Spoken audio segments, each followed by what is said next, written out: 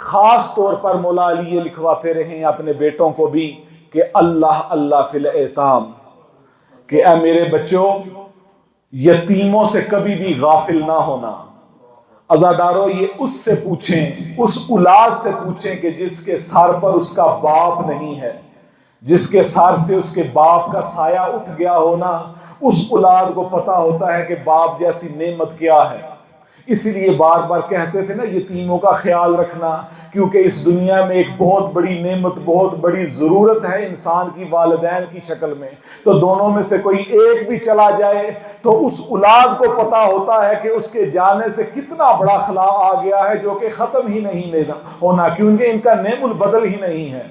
18 اور 19 کی شب کو مولا علی نے جاگ کر رات گزاری۔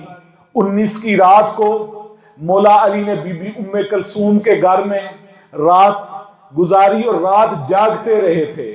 بی بی کہتی ہیں کہ میں نے آج دیکھا کہ میرا بابا بڑی بے چین سی صورت میں اپنی یہ شب گزار رہے ہیں، کبھی صحن کی طرف آتے تھے، کبھی آسمان کی طرف رخ کر کے، تو یہ کہتے تھے، کبھی کلمہ استرجاع پڑھتے تھے اور کہتے تھے انا للہ و انا الیہ راجعون۔ بی بی کہتی ہیں میں نے پوچھا بابا آپ اتنے بے چین کیوں ہیں؟ کہا بیٹی یہ وہی رات ہے جس کے بارے میں میرے بھائی رسول اللہ نے مجھے بتایا تھا، یہ وہ رات ہے جس کے بارے میں مجھ سے وعدہ کیا گیا تھا۔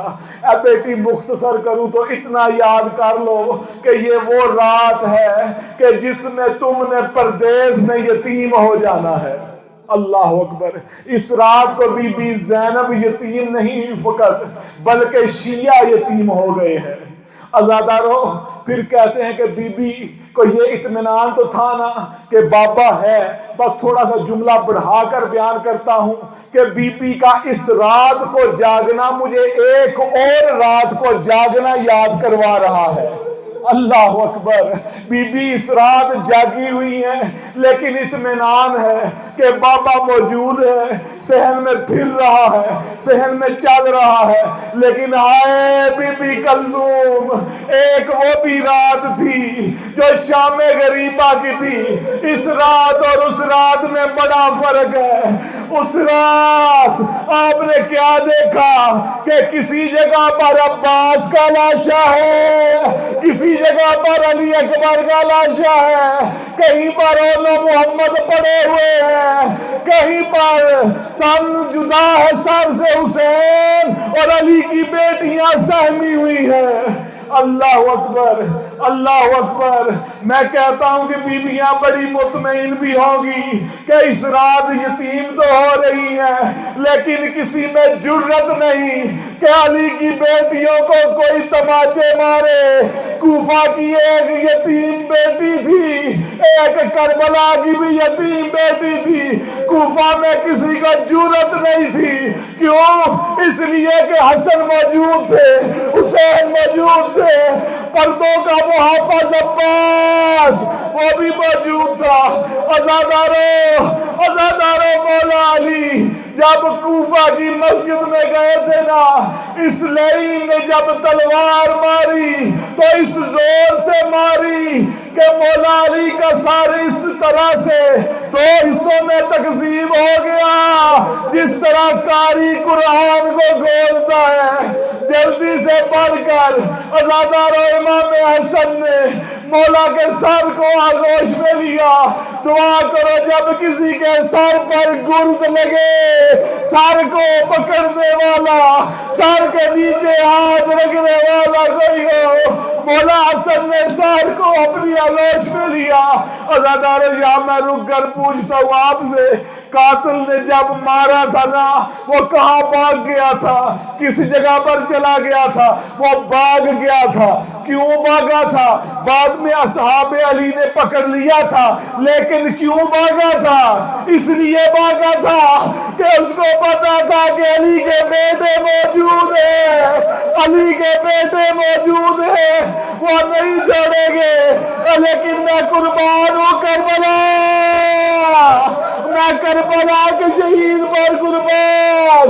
بہن 70 قدم پر دیکھتی رہی، اس طرح مارتے رہے کہ جیسے کوئی چھڑانے والا نہیں تھا۔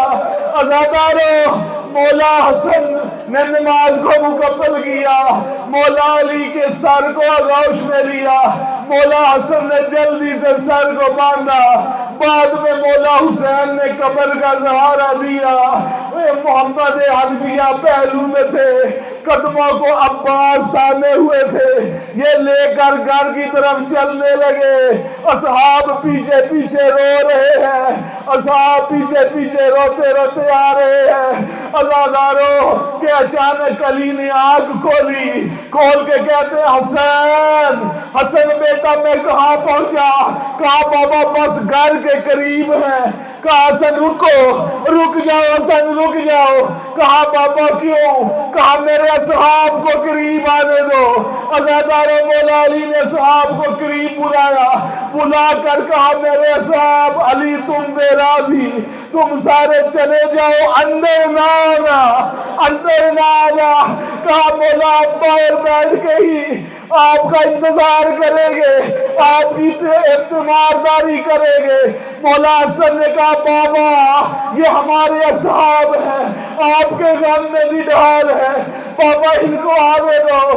پتہ ہے عزاداروں مولا علی نے کیا کہا حسین میں علی کی غیرت گوارا نہیں کرتی، اور میری زینب اس حالت میں مجھے دیکھے گی۔ پہلے بھی اس نے اپنی ماں کا زخمی پہلو دیکھا تھا، میں جانتا ہوں، اور میری بیٹی اس حالت میں مجھے دیکھے گی، میری بیٹیاں اس حالت میں مجھے دیکھے گی، برداشت نہیں کرے گی، وہ رو پڑے گی۔ میں علی کی غیرت گوارا نہیں کرتی کہ میری بیٹیوں کی آوازیں میرے اصحاب کے کانوں تک پڑے۔ اجرکم اللہ، اجرکم اللہ، اجرکم اللہ۔ عزاداروں بس آخری جملہ مولا علی کو اندر لے آئے، بستر پر بچھا دیا، بستر پر لٹا دیا۔ اس کے بعد مولا علی امام حسن کو دیکھتے ہیں، ان کو تسلیاں دیتے ہیں، امام حسین کو دیکھتے ہیں، دیکھ کر کہا ہوگا لا یوم کا یوم یا ابا عبداللہ، سارے روئے لیکن حسین نہ روئے۔ مولا حسین کو تسلیاں دیتے تھے، سب کو تسلیاں دے کے کہتے تھے کہ جو کچھ میں دیکھ رہا ہوں اگر تم دیکھتے تو کبھی بھی نہ روتے۔ عزاداروں وہ علی جو سب کو تسلیاں دے رہے ہیں، لیکن جب اپنی بیٹی زینب اس کے چہرے پر نگاہ پڑی، اب بی بی زینب کو روتا دیکھ کر مولا علی برداشت نہ کر سکے بلکہ رونا شروع کر دیا۔ میں کہوں گا یا علی، آپ ادھر اپنی بیٹی کو دیکھ کر روتا دیکھ کر برداشت نہ کر سکے، اللہ جانے شب غریبہ زینب کا گریہ